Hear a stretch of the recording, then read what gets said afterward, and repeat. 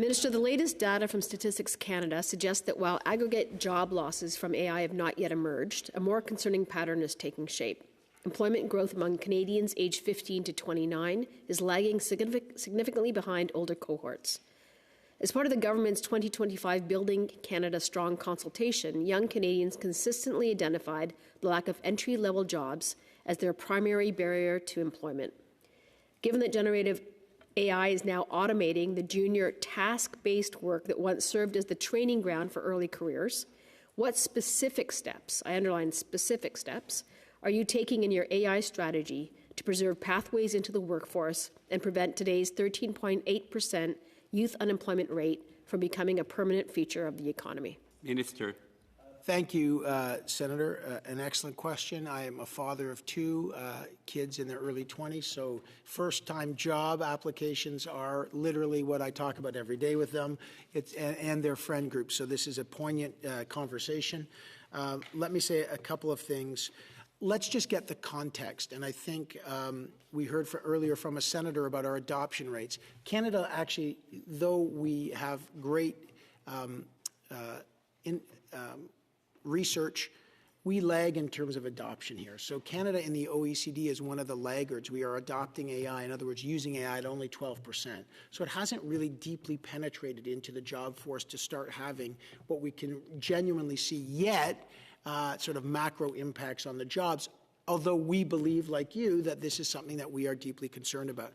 Let me also just outline very quickly. We have about 150,000 Canadians working right now in the pure AI sector alone. Not the digital innovation sector is 800,000 Canadians. It is the fastest growing part of our economy.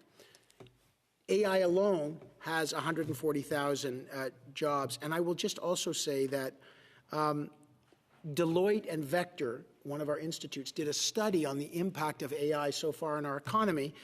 And they say that from AI-related jobs have contributed $82 billion to $100 billion across Canada over the last 5 years alone, and AI is projected to add $298 billion to our GDP and create 41,500 new jobs annually over the next decade. So on one side, you've got predictions that this is going to create jobs, as most technologies have. That doesn't mean that we should not make sure that we have training.